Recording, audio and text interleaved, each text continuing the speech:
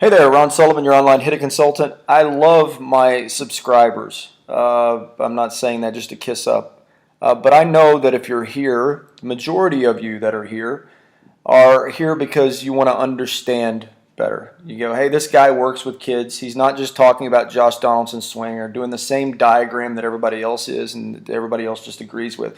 He's actually dealing with the challenges that we face with young players at every level, right? And he's going to we're going to share in his what he's learned by working with kids. And if that's why you're here, I really appreciate that. If you're just here to find somebody to agree with your philosophy, you really came to the wrong place.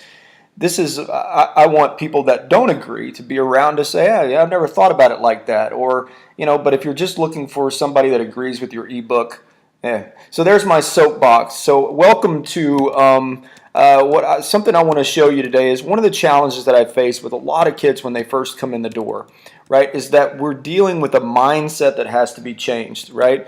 So when kids first see mom or dad or coach with a bat in their hand and a ball and a tee, it's probably about 4 or 5 years old, right? And there's science behind this that kids do not understand, or they don't have concrete observation skills, so they can't use logic and reason.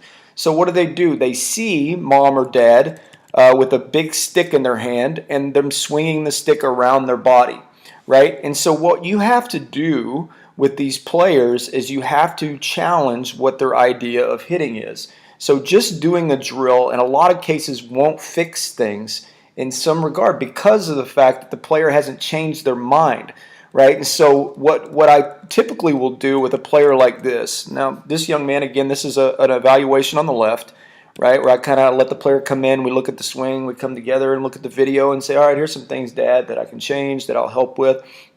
And on the right, this is inside of our 30-minute session that we had, our first 30-minute session. And the box that I've drawn behind the players is really the visual that I try to use with this young man. Is I said, you know what, Noah? I said, you spend way too much time in this box hitting. Our goal, and then I brought up one of my college players that I work with, and I said, our goal as a hitter is we're trying to get out of this zone as fast as possible so that we can spend most of our time in this zone out front doing our hitting, right? And so a visual like this for players will really give them a better understanding of what they're doing, right? They kind of go, oh, I see. The goal is to get out of here as fast as possible. Now, hear me out. For you guys that are real big on getting deep and all these things, it's something you hear a lot these days. I don't really have that luxury when I'm dealing with 8- and 9-year-olds because you see over here on the left, this is reality of what kids do. This is not my opinion about that. It's just the reality that I see on a regular basis, and that's why I go crazy when I see get deep. Oh, we got to get deep. And I hope that, and I wish that more people would talk about the balance of where that discussion comes from of the barrel laying down and why we would prefer that, I guess, over somebody chopping down at the ball. If that was put into the discussion, I think that would be a great discussion, talking about getting on plane. But typically, players have no problem getting deep. In fact, they get too deep as youngsters, right? So what that comes from is players spending a huge amount of time behind them. And why does that happen? Well, young players, again, remember what they saw mom and dad with the bat in their hand a long time ago, and they said, oh, I've got to swing around my body. So they develop these habits. Well, I'm going to swing around my body, but I got to do it fast. Dad keeps talking about how I'm taking too long. I got a long swing. So they'll use methods like what my buddy Noah's doing here on the left. He's going to pin the bat behind him and then use his body, right? Use this core here as a leverage point. You can tell that by his arm being pinned here. He's going to use his body as a leverage point to flip the bat at the ball. Okay, this is really a tough spot. Maybe not in T-ball, right? And maybe not even in coach pitch where the coach is throwing it at your bat every time. But once this player gets to the next level, it's going to be a tough sell, right? You can't do that. So again, what I challenge players to do, right, is I find whenever they get to their weight shift point, I say, look, the goal here is very simple. This area back here is not for hitting, right? The faster you get out of here, the longer you're going to spend in the zone where you need to be, right? And so almost instantly, you'll see that challenges players. You see how the hands are advancing out of that zone, right? Now, obviously, within a 30-minute session, I don't have time to fix everything, right? But we're retraining the brain right now in this process, and hey, we got to get out of here quick. And so naturally what you're going to see is, everybody hears about the arm bar. Well, arm bar comes from all the problems that really, I mean, maybe it's not exactly the swing type you're seeing on the left for a lot of arm bars, but the idea is still the same, is that they're waiting for a leverage point to help flip the bat through the zone, right? In general, that's what I see, right? And so I didn't talk to this player about his arm bar. I didn't say we got to keep our front arm bent. I didn't say you got to move your elbow more or whatever it is. That I just challenge this player to get out of the zone. And so what gets us out of that zone better? Well, we've got to use our hands a little bit to get out of that zone, right? So you'll see that his arm naturally starts or his arms have a little bit more separation out front. They're not pinned up against his body, right? And then you'll also see, while this contact's not great on the right, you're going to see, look how long his barrel stays through the zone. And then that so-called power V position, right? This shows me a player that worked through the zone to full extension, right? Pretty remarkable if you think about it. In 30 minutes, this player has really done something different. And it really wasn't a drill that did that as much as it was the idea, right? Changing this player's mind on what it means to hit the ball. Now, I did tell this player, I don't care how hard you hit the ball, if you pop it up, if you miss it, I just want to see you get out of this zone really fast. And so ultimately what you end up with is a player that's able to stay through the zone easier because he has less resistance behind him. Now, I will say in that first 10 minutes, we did do a little drill where I put basically where you see that box right there, I put a hitting bag there in a very uncomfortable position, particularly for young players. And what I was trying to do is I was saying, look, you can't hit the red bag, right? And so what you see is an exaggeration to a certain degree, where players, the only way to not hit the bag is they have to get their hands pulling the knob a little bit more in this phase of the swing. Now, I'm very aware these days of people being concerned about the idea of the hands doing any work in the swing. Now, I know some of you are going, well, who would argue with that? But believe me, most people are into this. Their body's got to turn, and that's what's going to drag the barrel around.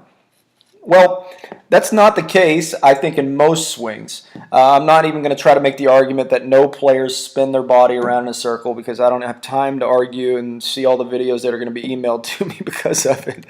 But videos like this, I think, demonstrate, and this phase of the swing is why we talk about hands.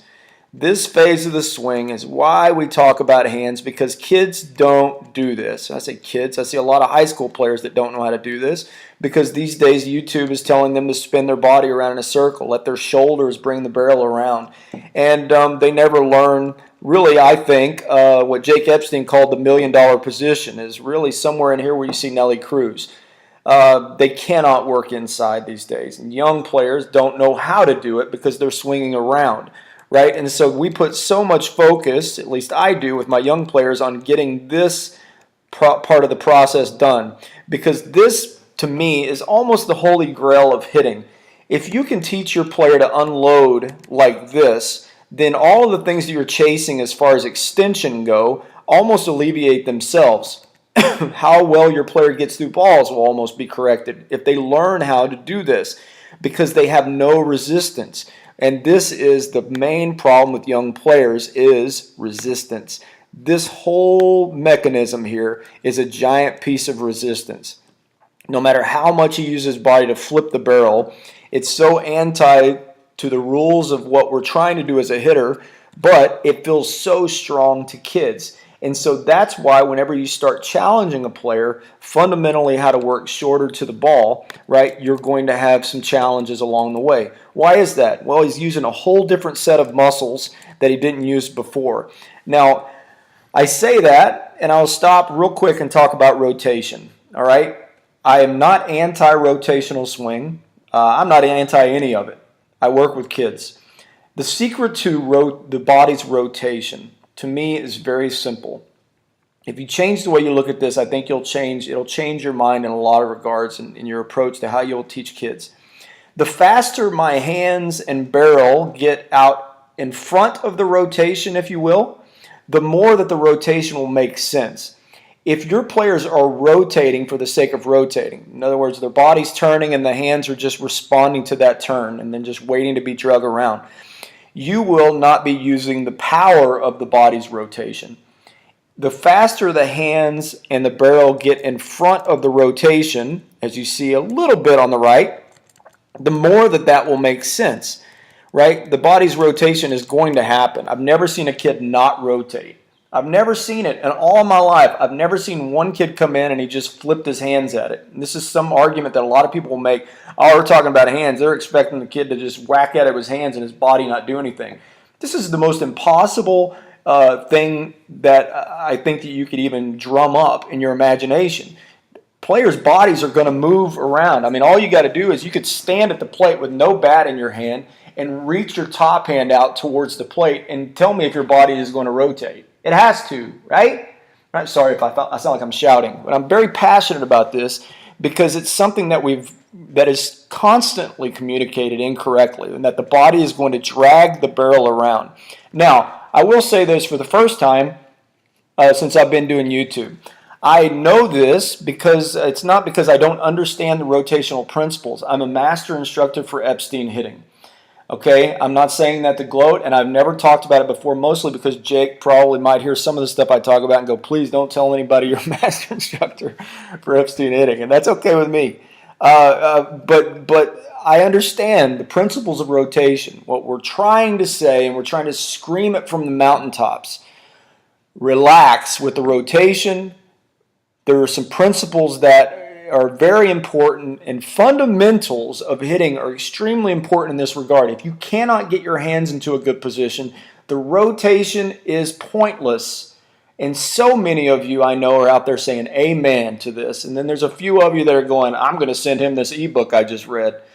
Look, guys, more power to you guys that working with kids and you understand the struggles that are ahead of you, and that a simple diagram of Josh Donaldson's swing is not going to be enough on YouTube to take your player to the next level. You teach your players how to get out of this zone, and I promise you, bro, and mom, and sister, I promise you, you're going to see your players are going to start making progress. If they're still trying to use their body to spin them around in a circle, you're going to have some difficulty, right? And so that's what this whole page is dedicated to. This whole channel is, I know the challenges that you guys and gals face working with young players, right? And I promise you, if you can get them to adhere to this principle as they're learning, right? Your players that are developing, get them out of this zone as fast as possible. Have them understand how important it is to get out of that zone, and you're going to see that these players are going to make some advancements. Now there's work to do, right? This is all about development.